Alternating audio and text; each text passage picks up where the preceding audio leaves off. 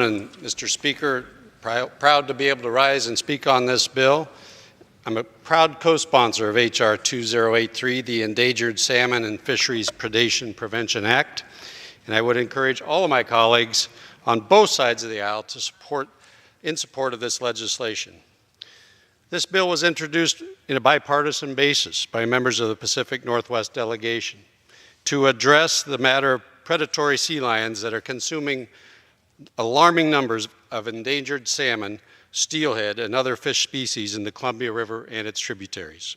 Over the past few decades, sea lion populations have increased tenfold, causing sea lions to expand their search for food. There's just too many of them for their traditional food sources.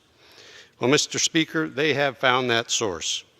Sea lions swimming up to the Bonneville Dam are gorging themselves on endangered salmon.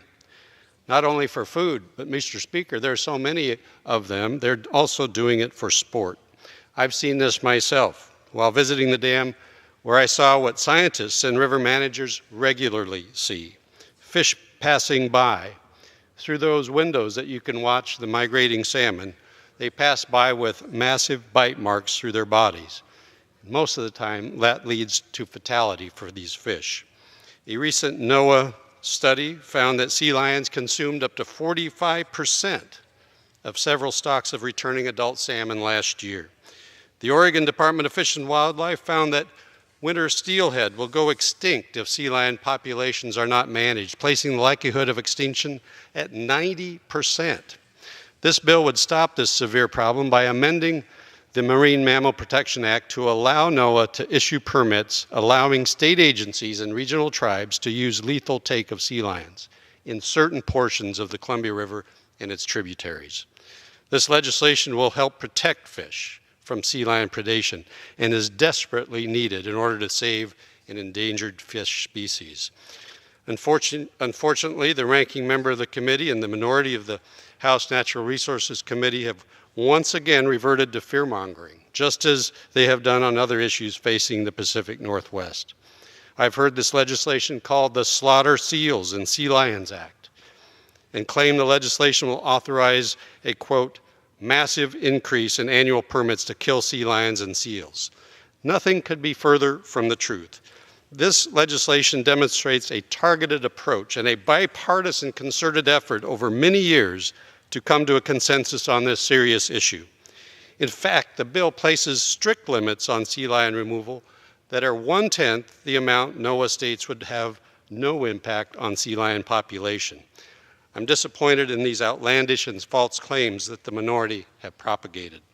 The Confederated Tribes and Bands of the Yakama Nation state, we are saddened to see such an inaccurate, emotional, and non-scientific attack on legislation our region is desperate to see enacted. And Mr. Speaker, I could not agree more. Fortunately, the wide-ranging coalition and bipartisan support behind this legislation speaks for itself. From three respective governors of the three states of Washington, Oregon, and Idaho, to the Yakama tribe, the Nez Perce, the Warm Springs, the Umatilla tribe, to groups like the Pacific Power Council, the Northwest River Partners, Trout Unlimited, Pacific Coast Federation of Fishermen's Association. This legislation is supported by environmental organizations, the fishing industry, power and utility interests, state and tribal governments, and both Democrats and Republicans alike right here in the House and in the Senate.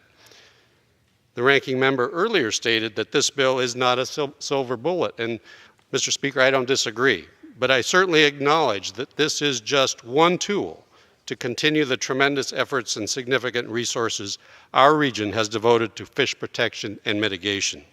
But it is an important one.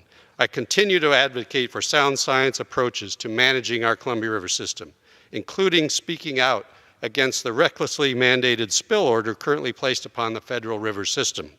That's why I supported H.R. 3144 earlier this year to stop the spill and provide experts who manage our river system with the ability to do so in a manner that is best for our fish species. For the record, the minority of the House Natural Resources Committee called the bill the Salmon Extinction Act, more disappointing hyperbole. I would encourage the ranking member and his staff to focus more on the science and less on the radical rhetoric. Mr. Speaker, just as my bipartisan colleagues support this legislation we consider today, I continue to plead for my colleagues on the other side of the aisle and in the Senate to recognize the science showing how dangerous spilling to the gas caps is.